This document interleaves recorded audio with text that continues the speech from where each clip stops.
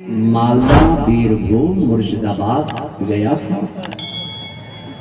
میں نے جب مالدہ بیربھوم اور مرشدآباد کے لوگوں سے ملاقات کی، جب تقریر کے لیے میں کھڑا ہوتا اور میں تقریر شروع کرنے سے پہلے جب میں عوام سے کہتا کہ بارگاہ رسالت میں عاجزانہ طور پر، غلامانہ طور پر، عاشقانہ طور پر درود و سلام کے نذرانے پیش فرمائیے، تو بنگالی مسلمان اتنی عقیدت و محبت کے ساتھ عاشقانہ طور پر، والہانہ طور پر، عاجزانہ طور پر درود و سلام کے نذرانے پیش کرتے تھے کہ مجھے ان کے درود میں والہانہ انداز دیکھ کر ایسا محسوس ہوا کہ بنگالی مسلمانوں کی بخشش تو ان کے والہانہ درود کی بنیاد پر ہو جائے گی۔ سبحان اللہ، سبحان اللہ۔ تو 1978 میں اور 2022 میں کوئی بہت زیادہ فاصلہ نہیں ہے، کوئی 2-4 صدیاں نہیں گزری، کوئی 2-4 صدی نہیں گزر گئی۔ میرے والد نے نعرہ تکبیر، نعرہ رسالت، نعرہ حیدری، نعرہ غوث، نعرہ خواجہ، مسلک اعلیٰ حضرت، اس کے محبت، اس کے محبت۔ روپیوں کے ہار پہننا جائز نہیں، نوٹوں کے ہار، جو چیز جیب میں رکھنے والی ہے وہ گلے میں نہیں ڈالنا چاہیے، اس میں تصویریں ہیں، گلے میں ڈالنا جائز نہیں۔ سبحان اللہ۔ مسلک اعلیٰ حضرت، خاندان اعلیٰ حضرت، فیضان اعلیٰ حضرت۔ تو فرمایا کہ مجھے بنگالی مسلمانوں کے درود میں جو والہیت میں نے دیکھی، مجھے ایسا محسوس ہوا کہ بنگالی مسلمانوں کی بخشش ان کے والہانہ درود کی بنیاد پر ہو جائے گی۔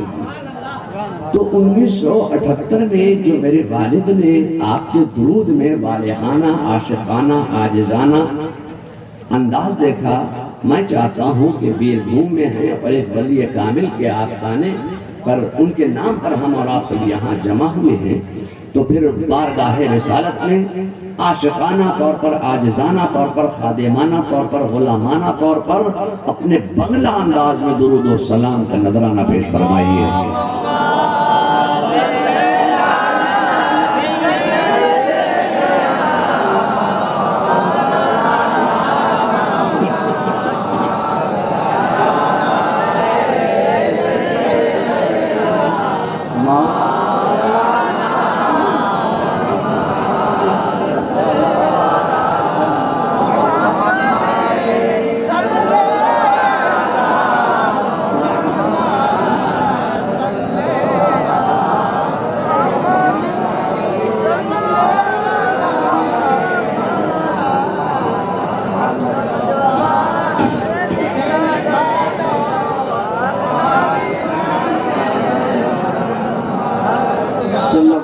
صلی اللہ علیہ نبی الامی وآلہ صلی اللہ علیہ وسلم، صلاۃ و سلام علیکہ یا رسول اللہ۔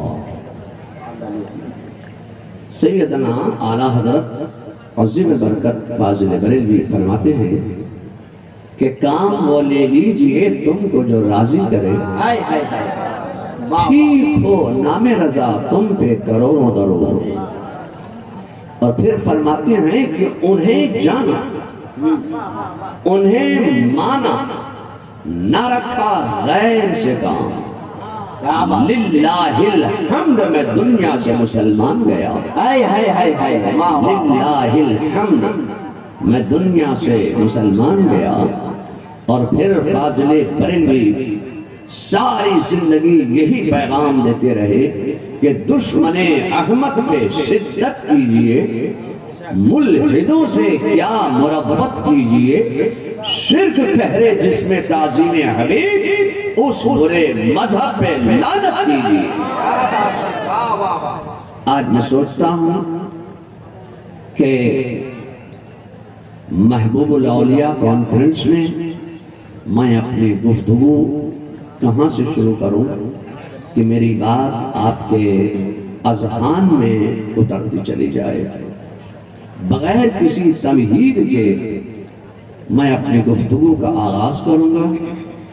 قرآن کریم و فرقان حمید کی ایک مشہور و معروف آیت مبارکہ کے ایک جز کو، ایک گوشے کو، ایک ٹکڑے کو تلاوت کرنے کا شرف حاصل کیا ہے. لا خوف علیہم ولا هم يحزنون. پوری آیت کریمہ الا ان اولیاء اللہ لا خوف علیہم ولا هم يحزنون. خبردار، ہوشیار، با ملاحظہ، متنبہ، جو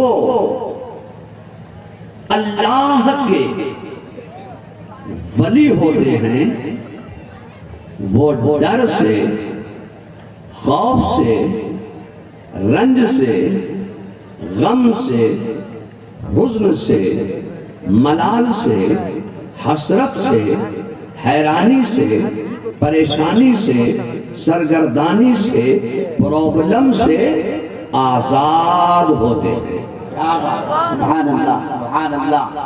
یہ دعویٰ ہے قرآن کا.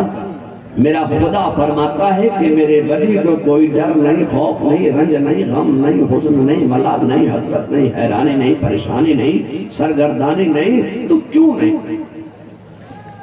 یہاں میں ایک مثال دے کر اپنی بات آپ کے ذہن میں اتاروں. یہاں ایک خالی بوتل پڑی ہوئی ہے، چھوٹی سی ہے، 200 گرام کی. اب اس میں اگر آپ نے پانی رکھ دیا تو اس شیشی سے آپ کیا نکالیں گے؟ اس بوتل سے آپ کیا نکالیں گے؟ پانی. دودھ تو نہیں نکلے گا. اس بوتل میں جو تم رکھو گے اس بوتل سے وہی نکلے گا جو آپ نے اس میں بھرا ہے. اگر دودھ ہے تو دہی نہیں نکلے گا، دہی ہے تو گھی نہیں نکلے گا، گھی ہے تو تیل نہیں نکلے گا. جو تم اس میں رکھو گے وہی نکلے گا. یا یوں سمجھو کہ آپ کے یہاں مرغیاں بہت پالی جاتی ہیں. جی قدرت علی صاحب، بہت مرغیاں آپ کے یہاں مرغیاں پالی جاتی ہیں. ایک دربہ تو جس میں مرغی کو بند کرتے ہیں اس کو آپ کیا بولتے ہیں؟ دورما. تو اگر آپ ایک دورمے میں مرغی بند کریں گے تو کیا نکلے گا؟ طوطا. کیا نکلے گا؟ مرغی. اگر آپ نے ایک دربے میں ایک بطخ بند کیا ہے تو اب اس سے شیر نہیں نکلے گا. اگر تم نے اس میں ایک دربے میں ہاتھی بند کیا ہے ایک کنٹینر میں تو اس سے گدھا نہیں نکلے گا. اس میں جو تم بند کرو گے وہی نکالو گے. اگر شیر بند کیا ہے تو شیر نکلے گا، ہاتھی بند کیا ہے تو ہاتھی نکلے گا، مرغی بند کی ہے تو مرغی نکلے گی، مرغا بند کیا ہے تو مرغا نکلے گا. اس بند میں جو تم بند کرو گے اس بند سے وہی نکالو گے جو بند ہے. اس بند میں جو تم بند کرو گے اس بند سے وہی نکالو گے جو بند ہے. جہاں پہلے ہی دیو بند ہے کیا نکلے گا؟ انسان نکل سکتا ہے. اس بند میں جو تم بند کر دو گے اس بند سے وہی نکالو گے جو بند ہے. ٹھیک ہے، چائے پینا بہت ضروری ہے اس لیے کہ ٹھنڈ کا موسم ہے، مگر اس کا دھواں پینا ضروری نہیں ہے. چائے پینا ضروری ہے تو آپ اپنی یہ مٹی کے تیل کا جو اسٹوو ہے وہ دور لے جائیے اور چائے ٹرے میں رکھ کے لائیے تو سب پیئیں گے. ہمیں بھی دینا، ہم بھی پیئیں گے، مگر دھوئے والی چائے نہیں پیئیں گے. اس سے آواز پہ بھی اثر پڑے گا اور فضا پہ بھی اثر پڑے گا. تو اس بند میں جو تم بند کرو گے اس بند سے وہی نکالو گے جو بند ہے. اب نکل رہے ہیں ڈگر ڈگر نگر نگر شہر شہر قریہ قریہ بستی بستی محفل محفل گوشہ گوشہ خانہ خانہ جگہ جگہ ہر جگہ اس مسجد سے اس مسجد اس مسجد سے اس مسجد مسجد مسجد بھاگے بھاگے پھر رہے ہیں نمازیں پڑھ بھی رہے ہیں پڑھا بھی رہے ہیں اور ساتھ ساتھ کہتے جا رہے ہیں کہ یہ سنی لوگ یہ بریلوی علماء یہ سنی علماء علم غیب کی بات کرتے ہیں اقتدار کی بات کرتے ہیں اختیار کی بات کرتے ہیں سیرت کی بات کرتے ہیں صورت کی بات کرتے ہیں حج کی بات کرتے ہیں زکوٰۃ کی بات کرتے ہیں عمل خیر و خیرات کی بات کرتے ہیں حیات النبی ہونے کی بات کرتے ہیں معراج کی بات کرتے ہیں مگر یہ سنی علماء ایک بات نہیں کرتے تو اپنی قوم سے نماز پڑھنے کے لیے نہیں کہتے آپ نمازیں پڑھتے ہیں آپ پڑھیے ہمارے اوپر آپ کیوں اعتراض کر رہے ہیں کہ ہمیں بھی آپ کے لیے زبان کھولنا پڑے آپ پڑھتے ہیں تو پڑھتے رہیے مگر ہمیں یہ مت کہیے کہ یہ بریلوی علماء سنی علماء نماز کی بات نہیں کرتے ہیں ہاں میں اتنا ضرور کہنا چاہوں گا کہ میری قوم کے اندر کچھ بدعمالیاں ہیں کہ جس کی بنیاد پر ہمیں ان سے یہ جملہ سننے کو ملا اگر میری قوم کے اندر بدعمالیاں نہ ہوتی تو ہمیں ان سے یہ جملہ سننے کو نہیں ملتا اے لوگوں نماز قائم کرو نماز پڑھو نماز تمام عبادات میں سب سے افضل عبادت ہے نماز پڑھو اپنے لیے کہتے ہیں کہ بس ہم ہی تو ہے نماز کے دھندورچی ہم ہی پڑھتے ہیں ہم ہی پڑھواتے ہیں یہ سنی علماء تو نماز کی بات نہیں کرتے ہیں یہ تو اپنا اپنا مقدر ہے کہ آپ جب بات کرتے ہیں تو نماز کی بات کرتے ہیں اور ہم جب بات کرتے ہیں تو جانے نماز کی سبحان اللہ نماز کی بات کرتے ہیں روح نماز کی بات کرتے ہیں یہی تو پیغام دیا تھا کہ جب تک کہ دل میں جانے نماز کی محبت نہیں ہوگی اس وقت تک نماز قابل قبول نہیں ہوگی کیا بات ہے آپ نمازیں بہت پڑھتے ہیں یہ تو اللہ کے رسول نے بھی فرمایا اتنی پڑھیں گے کہ تم اپنی نمازوں کو ان کی نمازوں کے سامنے ہیچ جانو گے یہ تو رسول اللہ نے بھی فرما دیا ہے اتنی پڑھیں گے کہ دل کی حالت بھی سامنے نظر آ جائے گی اتنی نمازیں پڑھیں گے مگر میں آپ کہنا چاہتا ہوں یہ لوگ نمازیں بہت پڑھتے ہیں معراج کو مانتے ہیں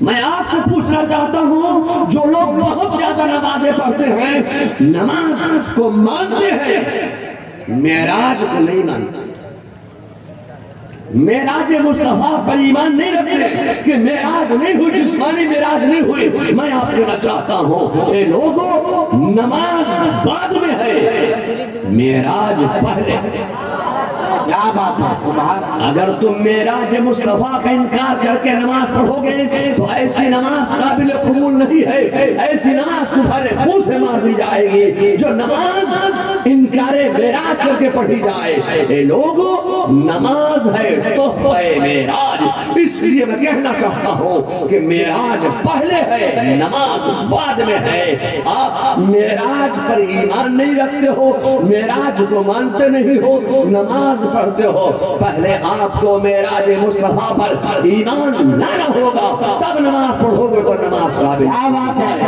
نعرہ تکبیر نعرہ رسالت محبوب الاولیاء کانفرنس شیر رضا مسلک اعلیٰ حضرت آج میں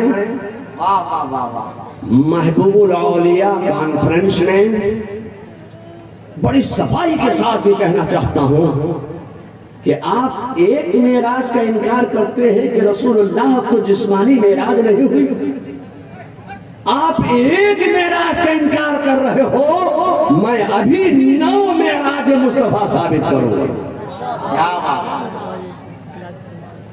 میرے مصطفیٰ کے علم غیب پر انگلی اٹھانے والوں تم کہتے ہو کہ رسول اللہ کے علم غیب نہیں تھا وہ پیٹھ کے پیچھے کی خبر نہیں جانتے آپ رسول اللہ کے علم غیب پر انگلی اٹھاتے ہیں مگر میں آپ سے کہنا چاہتا ہوں کہ حضرت موسیٰ کے علم غیب کو تم مانتے ہو نہیں مانتے حضرت موسیٰ کے علم غیب پر یہ انگلی نہیں اٹھاتے میرے مصطفیٰ معراج کو تشریف لے گئے یہ جو نماز بہت پڑھنے والے ہیں میں ان سے کہنا چاہتا ہوں میرے مصطفیٰ معراج میں تشریف لے گئے واپس تشریف لا گئے راستے میں حضرت موسیٰ علیہ السلام سے ملاقات ہوئی. حضرت موسیٰ علیہ السلام نے عرض کی یا رسول اللہ معراج کا کچھ تحفہ ملا؟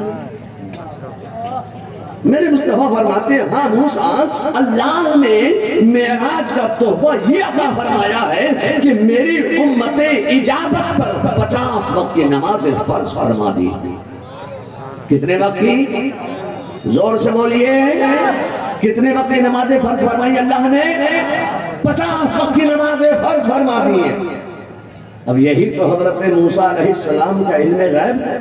حضرت موسیٰ علیہ السلام عرض کرتے ہیں یا رسول اللہ آپ کی امت 50 وقت کی نمازیں ادا نہیں کر سکتی، آپ پھر تشریف لے جائیے، اس میں کچھ کمی کرائیے. میرے مصطفیٰ پھر تشریف لے گئے، پھر واپس آئے. راستے میں پھر حضرت موسیٰ علیہ السلام سے ملاقات ہو گئی. پوچھا کیا ہوا؟ کہا اللہ نے 5 کی تخفیف فرما دی، 45 رہ گئی. حضرت موسیٰ عرض کرتے ہیں یا رسول اللہ آپ پھر تشریف لے جائیے، اس میں کچھ تخفیف کرائیے. میں جانتا ہوں، میں دیکھ رہا ہوں کہ آپ کی امت 45 وقت کی نماز ادا نہیں کر سکتی، آپ اس میں کچھ کمی کرائیے. میرے مصطفیٰ پھر تشریف لے گئے، پھر واپس آئے. پھر راستے میں حضرت موسیٰ علیہ السلام سے ملاقات ہو گئی.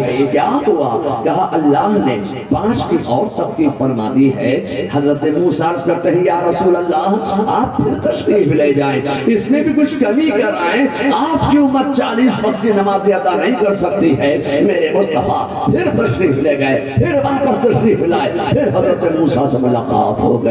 کیا ہوا؟ کہا اللہ نے 5 کی اور تخفیف فرما دی ہے. حضرت موسیٰ عرض کرتے ہیں یا رسول اللہ آپ پھر تشریف لے جائیں، اس میں بھی کچھ کمی کرائیں. میرے مصطفیٰ پھر تشریف لے گئے، پھر واپس آئے. پھر حضرت موسیٰ سے ملاقات ہو گئی. کیا ہوا؟ 5 کی اور تخفیف ہو گئی، 30 رہ گئی، 25 رہ گئی، 20 رہ گئی، 15 رہ گئی. حضرت موسیٰ عرض کرتے ہیں یا رسول اللہ آپ پھر تشریف لے جائیں، اس میں بھی کچھ کمی کرائیں، کچھ تخفیف کرائیں. میرے مصطفیٰ پھر تشریف لے گئے، پھر واپس تشریف لائے. پھر حضرت موسیٰ سے ملاقات ہو گئی.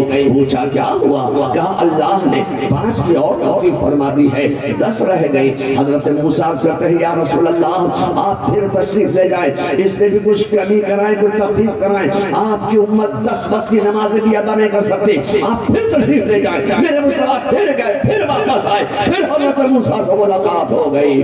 حضرت موسیٰ عرض کرتے ہیں یا رسول اللہ کیا ہوا؟ کہا اللہ نے 5 کی اور تخفیف فرما دی، اب 5 رہ گئے. حضرت موسیٰ کا جملہ سنو. عرض کرتے ہیں یا رسول اللہ آپ کی امت 5 وقت کی نمازیں بھی ادا نہیں کر سکتی، آپ پھر جائیے.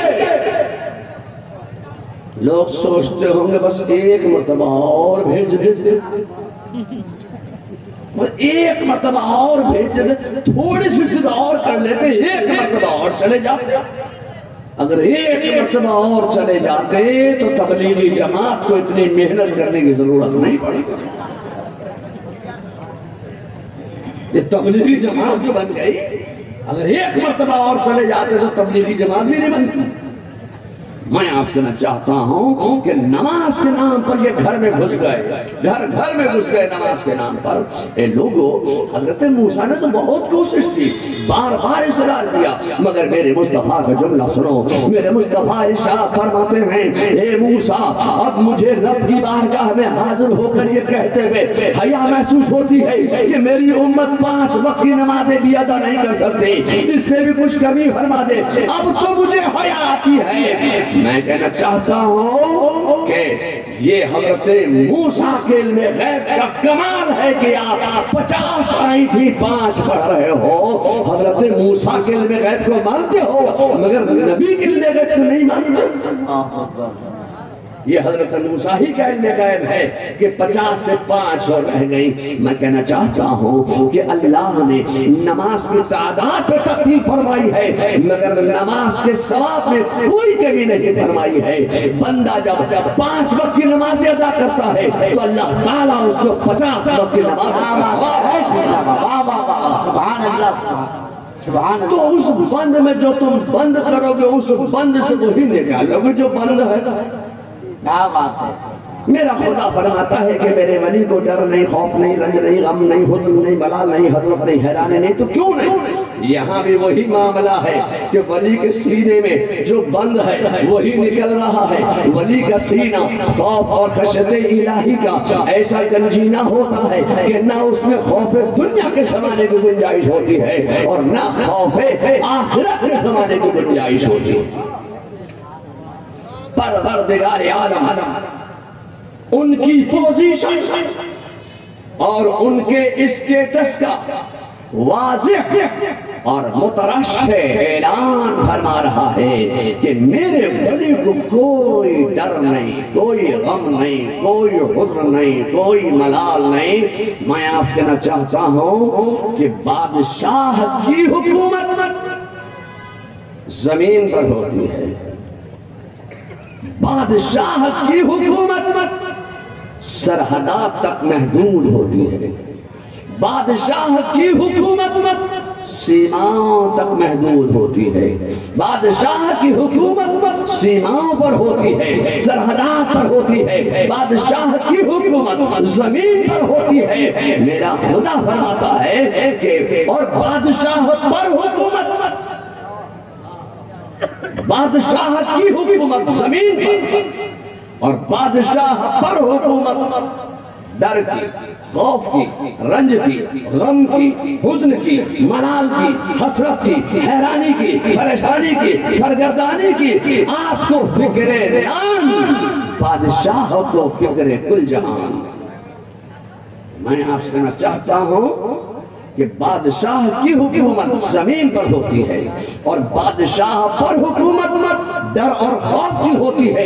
میرا خدا فرماتا ہے کہ میرا ولی وہ ہے کہ جس کی حکومت ڈر پر ہے، خوف پر ہے، رنج پر ہے، غم پر ہے، حزن پر ہے، ملال پر ہے، حسرت پر ہے، حیرانی پر ہے، پریشانی پر ہے، سرگردانی پر ہے۔ جو ڈر سے بے ڈر ہو جاتا ہے، جو خوف سے بے خوف ہو جاتا ہے، وہ اللہ کا ولی ہو جاتا ہے۔ سبحان اللہ، سبحان اللہ، وہ بحر معرفت کا غواص ہو جاتا ہے۔ سبحان اللہ، واہ واہ، سبحان اللہ، سبحان اللہ۔ یہ لوگوں تو بات شروع کروں گا میں حضرت سیدنا غوث اعظم کی مقدس ذات ببرکات سے۔ کون نہیں جانتا کہ حضرت سیدنا غوث اعظم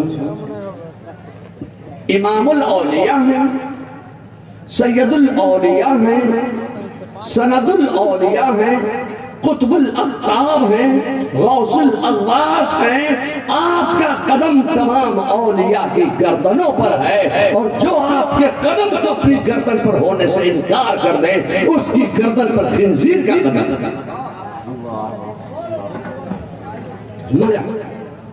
اس کے ساتھ ساتھ وہ بہت بڑے تاجر بھی ہیں، بزنس مین بھی ہیں، تجارت بھی کرتے ہیں۔ کیا چائے والے بھگانے جا رہے ہیں آپ لوگ؟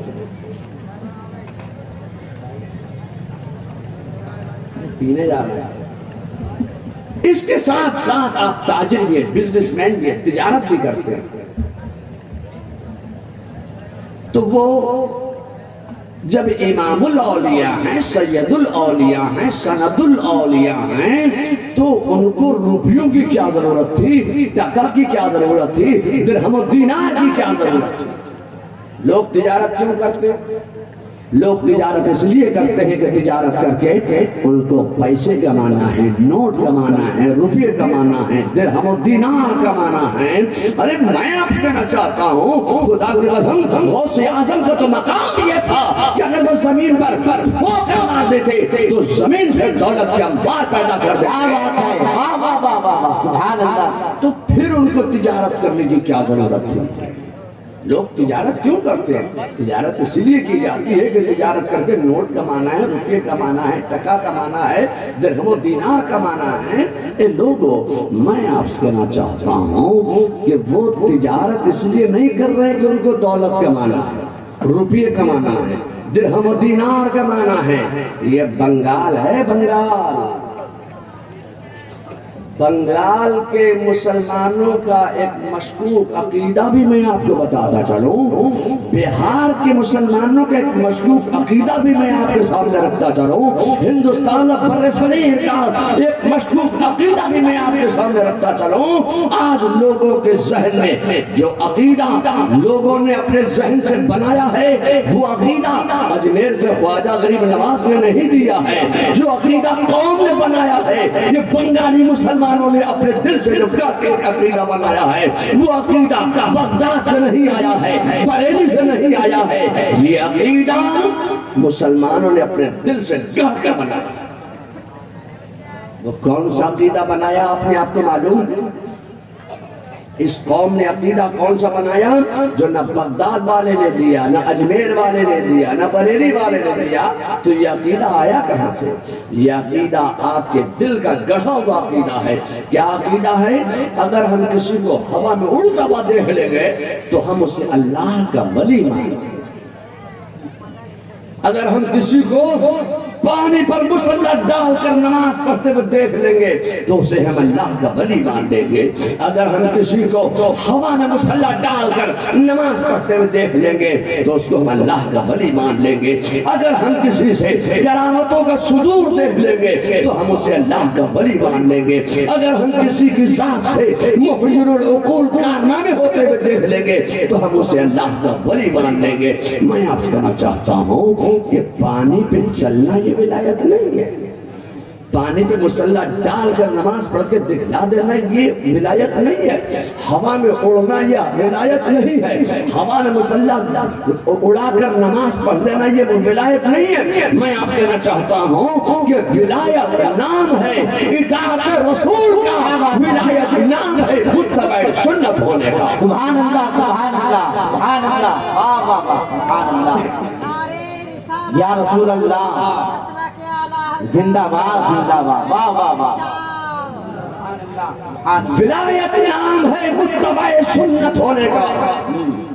اگر کوئی ہوا میں بھی اڑ رہا ہے، پانی پر بھی چل رہا ہے تو وہ جادوگر تو ہو سکتا ہے، وہ شعبد باز تو ہو سکتا ہے، مگر اللہ کا ولی نہیں ہو سکتا ہے۔ ولایت نام ہے اطاعت رسول کا۔ سبحان اللہ۔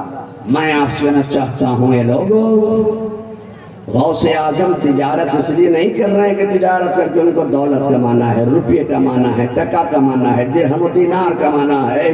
وہ تجارت اس لیے کر رہے ہیں کہ مجھ سے رسول اللہ کی کوئی سنت چھوٹنے نہ پائے۔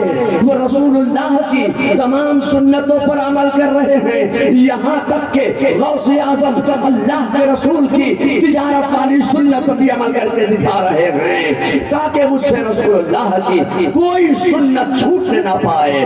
تارک سنت ولی نہیں ہو سکتا۔ کیا بات، رسول اللہ کی تمام سنتوں پر عمل کر رہے ہیں، یہاں تک کہ تجارت والی سنت پر بھی عمل کر رہے ہیں۔ وہ تجارت اس لیے کر رہے ہیں کہ سنت رسول پر عمل ہو جائے۔ آج میرا نوجوان دوست، آج میرا نوجوان گروپ مجھ سے کہتا ہے مولانا ہمارے لیے دعا کر دو۔ بھائی میں کاہی کی دعا کر دوں تیرے لیے؟ کہا ہم ڈبل ایم میں ہیں، ہم گریجویٹ ہیں، ہم نے بڑی محنت سے پڑھا ہے، ہمارے ماں باپ نے بڑی محنت و لگن سے، بڑی محنت شاقہ کرنے کے بعد ہمارے ماں باپ نے ہمیں پڑھایا تھا۔ ہم گریجویٹ بھی ہیں، ایم اے بھی ہیں، ایف اے کر کے نیفے میں گھسنے کی تیاری کر چکے ہیں، مگر نوکری مانگ رہے ہیں، مگر ہمیں نوکری نہیں مل رہی ہے۔ دعا کر دو کہ ہمیں نوکری مل جائے۔ میں آپ سے کہنا چاہتا ہوں جب سے تم نے سنت رسول پر عمل کرنا چھوڑ دیا ہے تب سے تم نوکری کی بھیک مانگنے لگے ہو، پھر بھی تمہیں نوکری نہیں مل رہی ہے۔ تو کہتے ہیں مولانا ہمارے لیے دعا کرو۔ میں نے پوچھا بھئی تم تجارت کیوں نہیں کرتے ہو؟ تو کہتے ہیں مولانا ہمارے پاس اتنے وسائل کہاں کہ ہم تجارت کریں۔ میں کہنا چاہتا ہوں تو مجھ سے جھوٹ بولتا ہے کہ تیرے پاس وسائل نہیں ہے. آج کا جو دور ہے, آج کا جو ماحول ہے, جب جب کہ تم 10-20 لاکھ روپے منتری جی کی جیب میں رشوت کی بنیاد پر نہیں ڈال دو گے, جب تک تم 10-20 لاکھ روپے ایم ایل اے صاحب کے, ایم پی صاحب کے, اپنے علاقے کے چیئرمین صاحب کے جیب میں جب تک تم 10-20 لاکھ روپے رشوت نہیں دو گے, اس وقت تمہیں کلاس 4 کی بھی نوکری نہیں مل سکتی ہے. لوگوں, تم ہم سے کہتے ہو کہ تمہارے پاس وسائل نہیں ہیں, وسائل تمہاری جیب میں رکھے ہوئے ہیں, پھر بھی ہم سے کہتے ہو کہ ہمارے پاس وسائل نہیں ہیں. جن وسائل سے تم نوکری حاصل کرنا چاہتے ہو, جو وسائل تم دوسروں کو رشوت کی بنیاد پر دینا چاہتے ہو, جو رشوت دینا بھی حرام ہے, وہ رشوت لینا بھی حرام ہے, جو رشوت دے کر تم نوکری حاصل کرنا چاہتے ہو, اسی وسائل سے تم تجارت کرو, تجارت کرو, تجارت کرو. یہ کوئی ضروری نہیں ہے کہ جب تک کہ تم شیلفر پلانٹ نہیں لگا لو گے اس وقت تک تم تجارت نہیں کر سکتے. یہ کوئی ضروری نہیں ہے کہ جب تک کہ تم BMW کی ایجنسی نہیں لے لو گے اس وقت تک تم تجارت نہیں کر سکتے. یہ کوئی ضروری نہیں ہے کہ جب تک کہ تم بڑے سے بڑا شیلفر پلانٹ نہیں لگاؤ گے, کولڈ اسٹوریج نہیں لگا لو گے, جب تک کہ تم بڑے سے بڑا کوئی شاپنگ مال نہیں کھول لو گے اس وقت تک تم تجارت نہیں کر سکتے. تجارت کرو, تجارت کرو, تجارت کرو, بلکہ تجارت اس لیے مت کرو کہ تجارت کر کے تم کو دولت کمانا ہے, بلکہ نیت بدلو, نیت بدلو, نیت بدلو. بخاری شریف کی پہلی حدیث ہے, انما الاعمال بالنیات, اعمال کا دار و مدار نیتوں پر ہے. تم چھوٹی سے چھوٹی تجارت کرو, تم نیت بدلو. تم تجارت اس لیے کرو کہ تجارت میرے رسول نے کی تھی. جب جب تجارت کو سنت رسول سمجھ کر کرو گے تو اللہ تعالیٰ تمہاری چھوٹی سی تجارت کو تمہیں برکت دے گا. تجارت کرو, تجارت کرو, تجارت کرو. سبحان اللہ, سبحان اللہ. تمہارے نبی نے کسی کی نوکری نہیں کی, تمہارے علی نے کسی کی نوکری نہیں کی, تمہارے ولی نے کسی کی نوکری نہیں کی. جب تمہارے نبی نے, علی نے, ولی نے نوکری نہیں کی تو تم اسی نبی کے امتی ہو, اسی علی کے ماننے چاہنے والے ہو, اسی ولی کے تم ماننے چاہنے والے ہو, تو تم نوکری کی بھیک کیوں مانگتے ہو؟ اے لوگوں, تجارت کرو, تجارت کرو, تجارت کرو. تجارت کرنا سنت ہے, سنت ہے, سنت. سبحان اللہ, سبحان اللہ, سبحان اللہ. اے لوگوں, میں آپ کہنا چاہتا ہوں کہ غوث اعظم کا سامان تجارت ایک جہاز میں آ رہا ہے. گھر سے خادم دربار حاضر سرکار ہوا, کہا حضور غضب ہو گیا. پوچھا کیا ہوا؟ کہا آپ کا سامان تجارت کا آنے والا جہاز سمندر میں ڈوب گیا. غوث اعظم نے دل پر ایک نگاہ ڈالی اور مسکرا کر فرمایا الحمدللہ. سبحان اللہ, سبحان اللہ. تھوڑی دیر کے بعد پھر وہی خادم دربار حاضر سرکار ہوا, کہا حضور مبارک ہو, جو خبر پہلے آئی تھی وہ غلط تھی, اب تصدیق کے ساتھ یہ خبر پہنچ چکی ہے کہ ڈوبنے والا جہاز ساحل حیات پر لنگر انداز ہو چکا ہے. ارے جی میں آتا ہے کہ توصیف رضا بولے, ارے اس کا جہاز کیا ڈوبے گا, اس کے سامان تجارت کا جہاز کیا ڈوبے گا, اس کے مال کا جہاز کیا ڈوبے گا, جو لوگوں کے ایمان کے جہاز کو اپنی غوثیت کے منصب سے ڈرا دیتا ہے, اس کا جہاز. نعرہ تکبیر, نعرہ رسالت, فیضان حضور غوث اعظم. اس کا جہاز کیا ڈوبے گا جو لوگوں کے ایمان کے جہاز کو اپنی غوثیت کے منصب سے ڈراتا ہو. خادم نے کہا حضور آپ کے سامان تجارت کا جہاز ساحل حیات پر لنگر انداز ہو گیا. آپ نے دل کی دنیا پر ایک نگاہ ڈالی, مسکرا کر فرمایا الحمدللہ. خادم بڑا چالاک تھا, بڑا عاشق تھا خادم, بڑا منہ چڑھا تھا خادم, دامن ولایت پکڑ کر مچل گیا. کہا حضور جب میں غم کی خبر لایا تھا تب بھی آپ نے الحمدللہ فرمایا تھا۔ جب میں ملال کی خبر لایا تھا تب بھی آپ نے الحمدللہ فرمایا تھا۔ جب میں حسرت کی خبر لایا تھا تب بھی آپ نے الحمدللہ فرمایا تھا۔ جب میں آپ کے مال کے ڈوب جانے کی خبر لایا تھا تب بھی آپ نے الحمدللہ فرمایا تھا۔ اب جب کہ میں آپ کے مال کے نکل جانے کی خبر لایا تب بھی آپ الحمدللہ فرما رہے ہیں۔ جب میں غم کی خبر لایا تب بھی آپ نے الحمدللہ فرمایا۔ جب میں خوشی و مسرت و شادمانی کی خبر لایا، مال کے نکل جانے کی خبر لایا، تب بھی آپ نے مسکرا کر الحمدللہ فرمایا۔ حضور یہ معاملہ کیا ہے؟ سرکار یہ معاملہ کیا ہے؟ میں غم کی خبر لایا، مال کے ڈوبنے کی خبر لایا، جہاز کے تباہ ہو جانے کی خبر لایا، تب بھی آپ نے الحمدللہ فرمایا۔ اب میں جہاز کے نکل جانے کی خبر لایا، مال کے نکل جانے کی خبر لایا، جہاز کے ساحل حیات پر لنگرانداز ہو جانے کی خبر لایا، تب بھی آپ الحمدللہ فرما رہے ہیں۔ حضور معاملہ کیا ہے؟ تو غوث اعظم کا جواب سنو، غوث الورا کا جواب سنو۔ سیدنا شیخ عبدالقادر جیلانی فرماتے ہیں کہ جب تو میرے مال کے ڈوب جانے کی خبر لایا تو میں نے دل کی دنیا پر ایک نگاہ ڈال کر دیکھا کہ دنیا کی اس عظیم متاع کو کھو جانے کے بعد میرا دل مالک مال اور خالق مال کی طرف رجوع ہے یا نہیں۔ دیکھا تو میرا دل مال سے بے نیاز تھا اور اللہ اکبر کے نعرے لگا رہا تھا۔ تو میں نے کہا الحمدللہ، اور جب تو میرے مال کے نکل جانے کی خوشی کی خبر لایا تو پھر میں نے دل کی دنیا پر ایک نگاہ ڈال کر دیکھا کہ دنیا کی اس عظیم متاع کو پا جانے کے بعد، مال تجارت کو پا جانے کے بعد میرا دل مالک مال اور خالق مال کی طرف رجوع ہے یا نہیں۔ دیکھا تو پھر میرا دل مال سے بے نیاز تھا اور خالق مال کے نعرے لگا رہا تھا، مالک مال کے نعرے لگا رہا تھا۔ تو میں نے کہا الحمدللہ، سبحان اللہ، سبحان اللہ، مال ڈوب گیا الحمدللہ، مال مل گیا الحمدللہ، ہر حال میں اللہ راضی رہے، اللہ کی خوشی اور رضا میں راضی رہو۔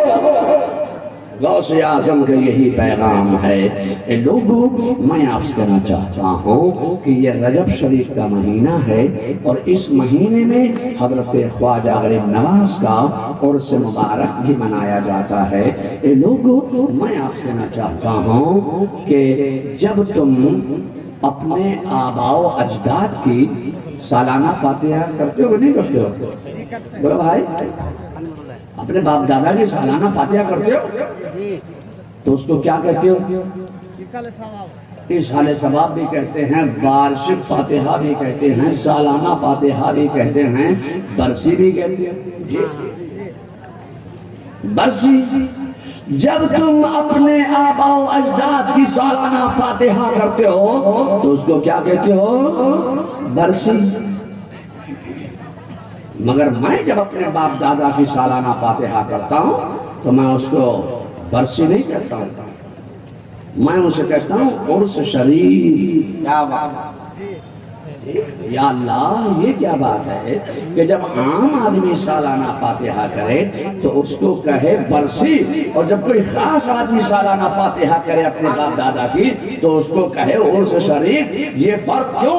کیا یہ شریعت عام لوگوں میں اور خاص لوگوں میں تبدیل ہو گئی؟ میں آپ سے کہنا چاہتا ہوں کہ یہ شریعت نہ عام لوگوں کے لیے بدلی جائے گی نہ خاص لوگوں کے لیے بدلی جائے گی۔ شریعت جیسے عالم کے لیے ہے ویسے ہی جاہل کے لیے ہے، شریعت کا حکم جیسے عوام کے لیے ہے ویسے ہی خواص کے لیے۔ کیا بات، سبحان اللہ، حکم شرع کسی کے لیے نہیں بدلے گا۔ مگر یا اللہ، یہ فرق کیوں کہ عام آدمی سالانہ فاتحہ کرے تو کہے برسی، اور جب کوئی خاص آدمی سالانہ فاتحہ کرے تو کہے عرس شریف؟ میں آپ کہنا چاہتا ہوں ہاں، جیسے جیسے ذات بدلے گی ویسے ویسے نام بدلیں گے. جب تم عام آدمی کی سالانہ فاتحہ کرو گے تو اسے کہتے ہیں برسی, اور جب یہی سالانہ فاتحہ حضرت دادا محبوب شاہ کی کرتے ہو تو اس کو کہتے ہیں عرس شریف. جب کسی بزرگ کی جاتی ہے تو کہتے ہیں عرس شریف. عام آدمی کی جاتی ہے تو کہتے ہیں برسی. کسی ولی کامل کی سالانہ فاتحہ کی جاتی ہے تو اسے کہتے ہیں عرس شریف.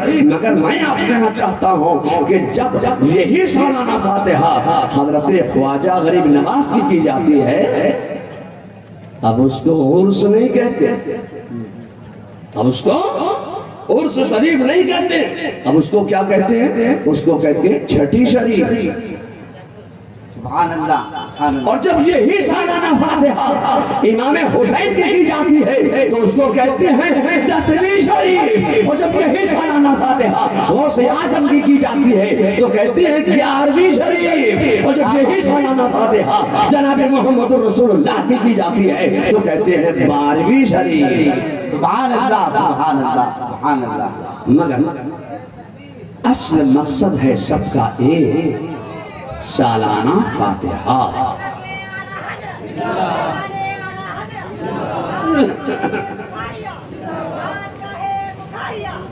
سبحان اللہ سبحان اللہ.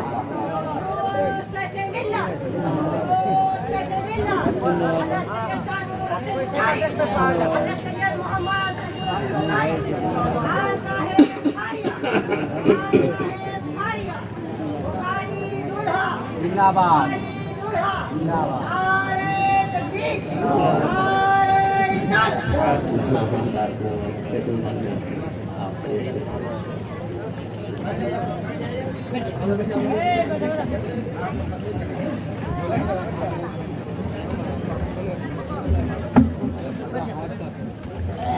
সবাই মানুষ বসে যান, বসে যান সবাই মানুষ। ایک مرتبہ درود شریف و نذرانہ پیش فرمائیے۔ اللہ رب محمد صلی اللہ علیہ وسلم نحن بعد محمد صلی اللہ علیہ وسلم وعلا ذبیح ابد الدہور وکرم۔ اگر آپ نے کھڑے ہو کر تقریر سننا ہے تو کھڑے رہیے، میں آپ کو بیٹھنے کے لیے نہیں کہوں گا۔ جگہ ہے تو بیٹھ جائیے، جگہ نہیں ہے تو کھڑے رہیے۔ بات یہ چل رہی تھی کہ جیسے ذات بدلے گی ویسے نام بدلیں گے۔ آئیے اسی اجمیر شریف کی سرزمین پر آئیے کہ جس وقت ہندوستان کے راجہ، مسلمانوں کے خواجہ حضرت سیدنا خواجہ خواجگاں سلطان الہند حضرت سیدنا خواجہ غریب نواز جب اجمیر کی دھرتی پر تشریف لائے، اس وقت دارا گڑھ کی بلند پہاڑی پر ظلم و نخوت اور گھمنڈ و تمکنت کا پرچم لہرا رہا تھا، اور رحمت دو عالم کے یہ بیٹا رحمت تمام کی دولتوں کی فیاضیاں زمین میں لٹا رہا تھا۔ خدا کی قسم، زمانے کے نظام پر مچل جانے والی قوت و ذہنیت ہوتی تو تباہ و برباد ہو جاتی۔ ایک جانب آنا ساغر پر پہرے بٹھائے جا رہے ہیں اور دوسری جانب جے پال جوگی ہوا روڑ کر اپنے تفقق کا اعلان کر رہا ہے۔ ہوا روڑنے لگا، خواجہ کے ساتھی حیران پریشان ششتر انگشت بدندہ ہیں اور سوچ رہے ہیں یا اللہ یہ جے پال جوگی ہوا موڑ رہا ہے۔ اب خواجہ کو اشارہ کر رہا ہے، ایک تنزیہ اشارہ کر رہا ہے خواجہ، اشارہ کر رہا ہے خواجہ کو، آؤ میری طرح ہوا موڑ کے دکھاؤ۔ خواجہ کو اشارہ کیا، خواجہ خود نہیں گئے، اپنے پاؤں میں باٹا کا جوتا نہیں پہنے ہوئے تھے، لکڑی کی کھڑاؤں، لکڑی کی کھڑاؤں کھٹ پڑی۔ آپ کے بنگلہ میں کیا کہتے ہیں اس کو؟ کھڑم، لکڑی کھڑم پہنے ہوئے تھے۔ لکڑی کی کھڑاؤں جے پال جوگی نے ایک جست لگائی، جمپ لگائی، ہوا میں فضا میں پرواز کر گیا۔ خواجہ کو اشارہ کرنے لگا، اگر تمہارے پاس کوئی قوت ہے، اگر تمہارے پاس کوئی کمال ہے، اگر تمہارے پاس کوئی کرامت ہے تو میری طرح ہوا میں اڑ کر تم بھی دکھاؤ۔ خواجہ نے ایک نظر اوپر دیکھا اور دوسری ہی نظر اپنے پاؤں میں پہنی لکڑی کی کھڑاؤں کو دیکھا اور مسکرا کر فرمایا، اے جوتی تو یہاں کفر وہاں۔ اتنا کہا مسکرا کر، اے جوتی کفر وہاں تو یہاں رہ گئی۔ اتنا کہنا کہ نامعلوم میرے خواجہ غریب نواز نے مسکرا کر کس انداز سے کہا تھا، ایک کھڑاون تو یہاں کفر آسمان میں پرواز کر گیا۔ اتنا سننا تھا کہ لکڑی کی کھڑاؤں میں ایک جنبش پیدا ہوئی، ایک حرکت پیدا ہوئی، ایک حرکت پیدا ہوئی، ایک جنبش پیدا ہوئی۔ لکڑی کی کھڑاؤں اٹھی، بڑھی، چڑھی، اٹھی تو ایسی اٹھی کہ اٹھتی ہی چلی گئی، چڑھی تو ایسی چڑھی کہ چڑھتی ہی چلی گئی، بڑھی تو ایسی بڑھی کہ بڑھتی ہی چلی گئی، اور پٹا پٹ کفر کے سر پہ برسنے بھی لگی۔ پٹا پٹ وہ کفر کے سر پہ برسنے لگی۔ جے پال جوگی نے بھی آنکھ اٹھا کر دیکھ لیا تو پکار اٹھی فطرت، پکار اٹھا جوگی، پکار اٹھا نیچر، اے جوتی یہ تو بتا کہ تجھے یہ قوت کیسے ملی، اے جوتی یہ تو بتا تجھے یہ کمال کیسے حاصل ہو گیا۔ جوگی نے بھی پوچھا، اے جوتی یہ تو بتا تجھے یہ کرامت کیسے حاصل ہو گئی، اے جوتی یہ تو بتا تو نے کون سی عبادت کی، تو نے کون سی ریاضت کی، تو نے کون سی محنت کی، تو نے کون سے سجدہ کیا۔ میں نے تو ایک زمانے تک اپنے 365 معبودان باطل کی پرستش کی ہے، عبادت کی ہے، ریاضت کی ہے، محنت کی ہے۔ استدراج کی قوت کو حاصل کرنے کے لیے میں نے بے پناہ قوت نصاب کیا ہے، میں تب یہاں پہنچا ہوں۔ اے جوتی یہ تو بتا تو نے کون سے سجدہ کیا، تو نے کون سی عبادت کی ہے۔ تو تصور کی دنیا میں جوتی کا بھی جواب سنتے چلو، جوتی نے بھی تصور کی دنیا میں یہی جواب دیا ہوگا، اے جوتی، اے جوگی میں نے کوئی عبادت نہیں کی، میں نے کوئی ریاضت نہیں کی، میں نے کوئی محنت نہیں کی، میں نے کوئی سجدہ نہیں کیا۔ ہاں ایک سجدہ کرنے والے اللہ کے ولی کے قدموں کو چومنے کی سعادت میں نے حاصل کی ہے۔ نعرہ تکبیر، نعرہ رسالت، فیضان سلطان الہند۔ میں نے ایک اللہ کے ولی کے قدموں کو چومنے کی سعادت حاصل کی ہے۔ اللہ کے ولی کے قدموں کو چومنے کی سعادت اور اس کی برکت یہ ہے کہ اللہ نے مجھے یہ مقام عطا فرما دیا ہے، یہ منصب عطا فرما دیا ہے۔ اے لوگو میں آپ سے کہنا چاہتا ہوں کہ خواجہ غریب نواز نے یہ اتنی بڑی کرامت دکھائی ہے۔ یہ کرامت خواجہ نے کیوں دکھائی؟ یہ کرامت خواجہ نے اس لیے دکھائی کہ اسلام پھیلانا ہے۔ خواجہ نے کرامت دکھائی، اسلام آگے بڑھ گیا۔ پانی پہ پہرے لگا دیے گئے، پانی کی ضرورت پڑی، آ گئے خواجہ کی بارگاہ میں، حضور حلق سوکھ گیا، وضو کے لیے پانی چاہیے، جان کا تڑپ رہے ہیں، پیاس سے پانی چاہیے۔ تو خواجہ نے یہ نہیں کہا تھا جہاں تو ہے وہاں میں ہوں، صرف تیرے ہی اوپر پانی بند رہے گا، پانی تو میرے اوپر بھی بند ہوا۔ تم تو ہٹتے کٹتے ہو، میں تو بوڑھا کمزور نہیں ہوں، دبلا پتلا منحنی سا، میں کیسے جا کے آنا ساغر کا پانی لا سکتا ہوں؟ خواجہ نے یہ نہیں کہا۔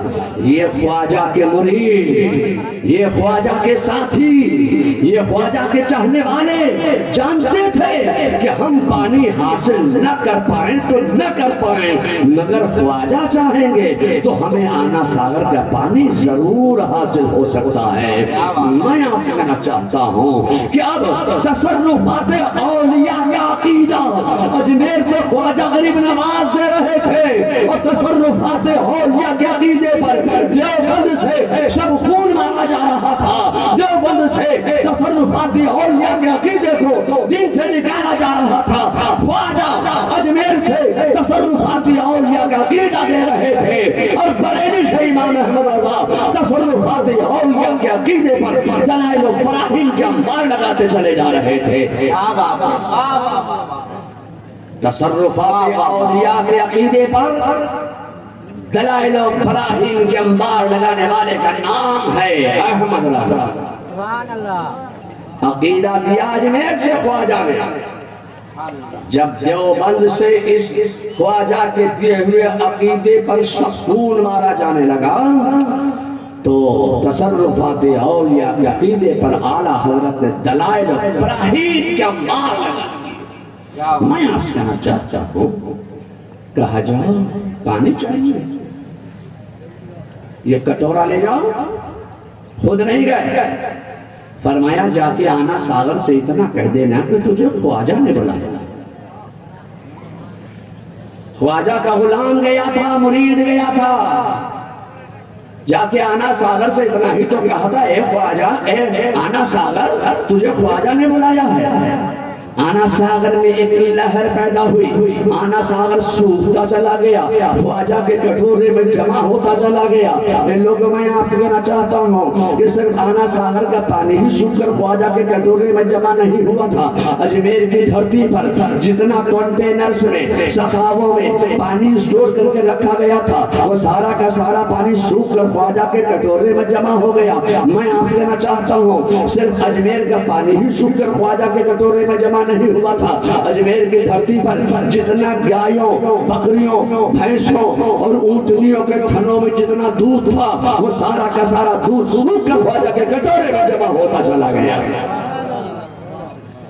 اب جب دیکھا کہ مادی راجہ کے فوجی پیاس سے تڑپ رہے ہیں، مر رہے ہیں، دم توڑ رہے ہیں، جانور مر رہے ہیں، دم توڑ رہے ہیں، تو خواجہ کی بارگاہ میں غلامانہ طور پر آ گیا کہ حضور ہمارے اوپر رحم فرما دیجئے، ہمارے اوپر کرم فرما دیجئے، آنا ساغر کا پانی دے دیجئے۔ میں آپ کہنا چاہتا ہوں کہ اب اجمیر کا راجہ مسلمانوں کے خواجہ سے پانی کی بھیک مانگ رہا ہے۔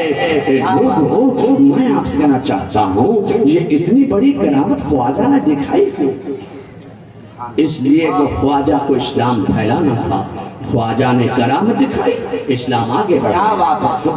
جب خواجہ غریب نواز کرامت دکھلاتے تب اسلام آگے بڑھتا، جب خواجہ کرامت دکھلاتے تب اسلام پھیلتا، اسلام ترقی کرتا، اسلام چمکتا چلا جاتا۔ میرے خواجہ غریب نواز کی کرامتوں کے ذریعے یہ بر صغیر میں اسلام پھیلا ہے۔ سبحان اللہ، سبحان اللہ۔ میں آپ سے چاہتا ہوں کہ خواجہ کے پھیلائے ہوئے اسلام کی روح کو جب کھینچا جانے لگا تو روح اسلام کیا ہے؟ رسول اللہ کو حاضر و ناظر جاننا یہ روح اسلام ہے، علم غیب مصطفیٰ پر ایمان رکھنا یہ روح اسلام ہے، مصطفیٰ کا میلاد منانا یہ روح اسلام ہے، مصطفیٰ کی بارگاہ میں کھڑے ہو کر درود و سلام کے نذرانے پیش کرنا یہ روح اسلام ہے۔ میں آپ سے کہنا چاہتا ہوں کہ جب خواجہ کے پھیلائے ہوئے اسلام کی روح کو کھینچا جانے لگا، جب روح اسلام کو کھینچا جانے لگا تو بریلی سے امام احمد رضا نے خواجہ کے پھیلائے ہوئے اسلام کی روح کو دلائل و براہین کا انبار لگاتے چلے گئے، روح اسلام کو بچایا، خواجہ نے اسلام پھیلایا، احمد رضا نے روح اسلام کو بچایا۔ اس لیے ہم اسلام پھیلانے والے کو بھی مانتے ہیں اور اسلام کی روح بچانے والے احمد رضا کو بھی ہم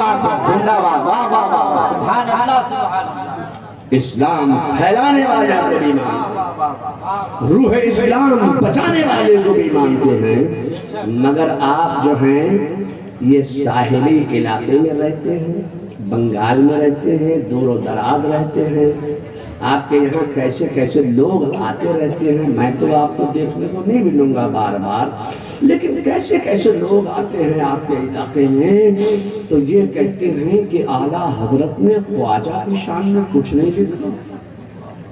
کہتے ہیں نا کہ اعلیٰ حضرت تو قادری تھے، قادری ساری زندگی غوث اعظم پر کتابیں لکھی، منقبتیں لکھی، مگر خواجہ پہ کچھ نہیں لکھا۔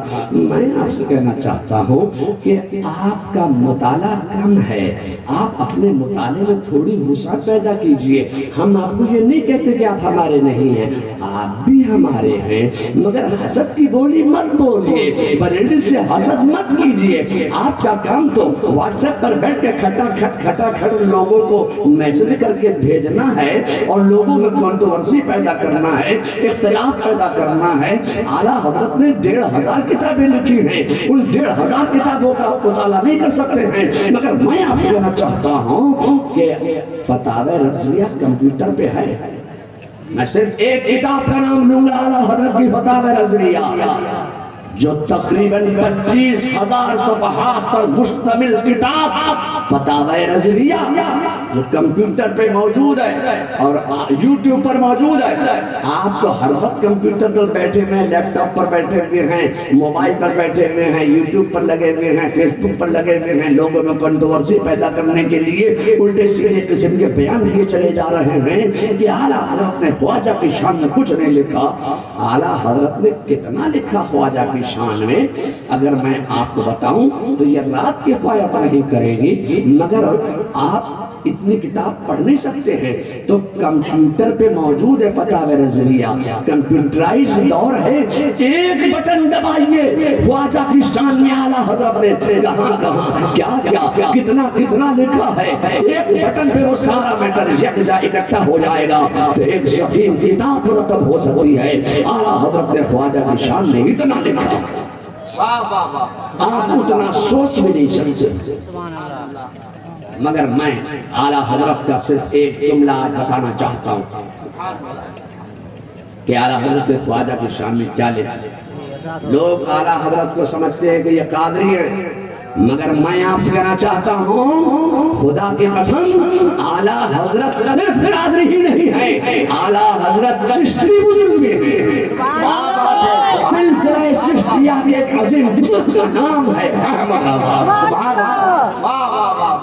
اعلیٰ حضرت چشتی بھی علماء سے پوچھنا، توصیف رضا آئے تھے بریلی سے، اعلیٰ حضرت چشتی کہہ کے چلے گئے۔ ذمہ داری سے بول رہا ہوں، ذمہ داری سے بول رہا ہوں، اور صرف چشتی ہی نہیں تھے، وہ نقشبندی بھی تھی۔ اعلیٰ حضرت کو جتنے سلاسل کی خلافت حاصل تھی، 21 سلاسل میں اعلیٰ حضرت نے بیعت فرمایا۔ میں آپ سے چاہتا ہوں کہ جن کو سلسلہ چشتیہ کی خلافت چاہیے ہوتی، اعلیٰ حضرت اپنے قلم سے سلسلہ چشتیہ کی خلافت بھی لکھ کر دیتے۔ ہاں، رنگ جو غالب تھا وہ قادریت۔ اعلیٰ حضرت فاضل بریلوی فرماتے ہیں ان کے علم و فضل و کمال کا یہ عالم تھا کہ اعلیٰ حضرت جب قبولیت دعا کے مقامات گنانے پر آئے ہیں تو مقامات لکھتے چلے جا رہے ہیں، قبولیت دعا کے دن لکھتے چلے جا رہے ہیں، قبولیت دعا کے اوقات لکھتے چلے جا رہے ہیں، قبولیت دعا کے مقامات لکھتے چلے جا رہے ہیں۔ جب مقامات لکھنے پر آئے تو فرماتے ہیں کہ جس کی دعا قبول نہ ہوتی ہو وہ اجمیر چلا جائے، خواجہ کے آستانے پر کھڑے ہو کر جو دعا کرے گا اللہ تعالیٰ اس دعا کو قبول۔ سبحان اللہ، سبحان اللہ، سبحان اللہ۔ اگر تم اپنی زبان میں قبولیت دعا کی تاثیر پیدا کرنا چاہتے ہو تو خواجہ کے آستانے پر چلے جاؤ، خواجہ کے آستانے پر تمہارے زبان میں قبولیت دعا کی تاثیر پیدا ہو جائے گی، جو دعا کرو گے اللہ تعالیٰ اس دعا کو قبول فرمائے گا۔ یہ اعلیٰ حضرت کا مقام ہے۔ اگر اعلیٰ حضرت 1000 منقبتیں لکھ دیتے خواجہ کی شان میں تو قوم کو اتنا فائدہ نہیں پہنچتا جتنا کہ اعلیٰ حضرت نے صرف ایک جملہ میں قوم کو فائدہ پہنچایا ہے۔ اعلیٰ حضرت کا یہ مقام ہے، یہ منصب ہے، یہ علم و فضل و کمال ہے اعلیٰ حضرت کا۔ بات میں اپنی کہاں لمبی کروں، تقریر جو ہے وہ ان لوگوں نے بڑی محنت کی، بڑی محنت شاقہ سے اس پنڈال کو سجایا، مگر مرضی مولا کہ اس شان کے ساتھ پروگرام نہیں ہو سکا جتنا مجمع اس وقت ہے۔ میں سمجھتا ہوں کہ اگر یہ بارش اور آندھی طوفان نہ ہوتا تو یہ پورا پنڈال بھر جاتا۔ اللہ تعالیٰ اس اجلاس کو اپنی بارگاہ میں درجہ قبول عطا فرمائے۔ بسم اللہ الرحمن الرحیم۔ اللہم رب السماوات ورب العرش العظیم کن لی جارا من شر حاسد اذا حسد وشر الجن والانس واتباعهم یغیر علینا احد منهم ویغضینی عز جارک وجل ثناؤک ولا الہ غیرک لا الہ الا اللہ الحلیم الکریم۔ اللہ کافی قصصت الکافی وجدت الکافی لکل الکافی کفانی الکافی وللہ الحمد۔ یا صدیق، یا عمر، یا عثمان، یا حیدر، دفع شر کن، دفع سحر کن، دفع بد نظر کن، خیر آور یا شبیر یا شبر یا شبیر یا شبر یا شبیر یا شبر۔ الہی خیر گردانی بحق شاہ جیلانی، الہی خیر گردانی بحق شاہ بلگرامی، الہی خیر گردانی بحق شاہ اجمیری، الہی خیر گردانی بحق شاہ بریلی۔ الہ العالمین اس جلسے کو، اس محفل پاک کو اپنی بارگاہ میں درجہ قبولیت عطا فرمائے۔ اس محفل پاک میں عقیدت و محبت کے ساتھ جو آئے، جو آنا چاہتے تھے نہیں آ سکے، مالک مولا تو سب کی حاضرے کو قبول فرما لے اور سب کے علم میں عمل میں ترقی عطا فرما، سب کی جان مال عزت آبرو کی حفاظت فرما، مسلمانوں کو زبر فرما، اعدائے مخالفین مسلمان کو زیر فرما، اعدائے اسلام کو الٹا پیش فرما۔ سبحان ربک رب العزت عما یصفون وسلام علی المرسلین والحمد للہ رب العالمین برحمتک یا ارحم الراحمین وآخر دعوانا ان الحمد للہ رب العالمین۔ السلام علیکم۔ جلسہ آپ کا ہے، بڑی محنت سے اس کو سجایا ہے۔ جب تک آپ ہیں جلسہ کامیاب ہے، آپ چلے جائیں گے تو سید صاحب تشریف لائے ہیں، ان کا خطاب ہے۔